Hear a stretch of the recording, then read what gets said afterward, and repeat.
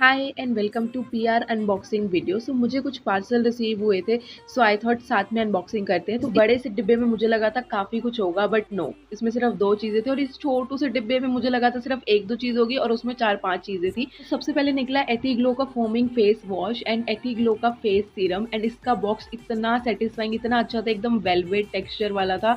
And इसकी packaging भी काफी अच्छी थी। सीरम का तो पता नहीं, पर मुझे डब्बे से जरूर प्यार हो गया। नेक्स्ट पीआर पार्सल था लैक्मे का एंड उसमें बुलेट लिपस्टिक थी। इसका शेड चेक करो कितना प्रिटी है। इसी के साथ में दो लिक्विड लिपस्टिक्स भी थी, वो भी बहुत अच्छे शेड्स के साथ आई थी। मैट फाउंडेशन रिसीव हुआ था। इनमें से किसी भी प्रोडक्ट का लिंक चाहिए तो कमेंट में लिंक टाइप कर दो। फॉलो करना मत भूलना।